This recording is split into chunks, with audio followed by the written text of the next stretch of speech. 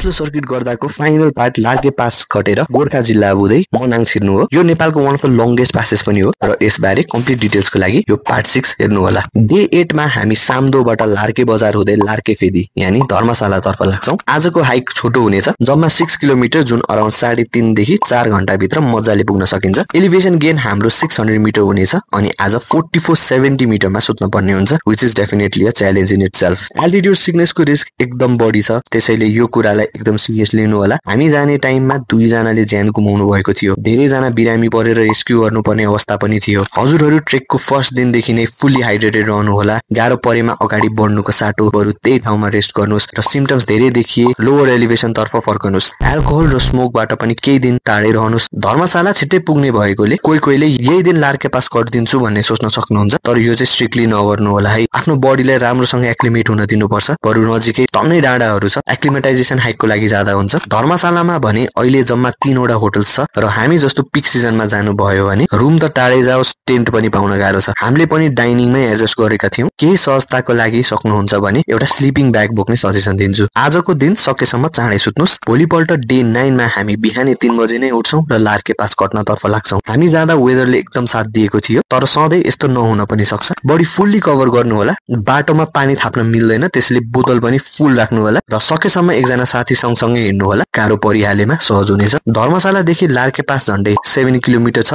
र 4.5 देखि 6 घण्टासम्म लाग्न सक्छ। बाटोमा पर्ने 2टा एकदम राम्रो तालहरू पनि देखिन्छ र हिँड्दै हिँड्दै सनराइज पनि एक्सपिरियन्स त्यतै हुन्छ। बाटो भने ठाडो उकालो छैन, स्लाइटली एलिभेटेड मात्रै हो। हाई एल्टिट्युड भएको हुनाले आरामले बिस्तारै जानु होला। लार्के पासको हाईएस्ट पोइन्ट 5106 मिटर पुगेपछि त एनर्जी छुट्टै हुन्छ। यता मजाले फोटो भिडियो खिच्नुस् र ओह्रालो झर्नतर्फ लाग्नु।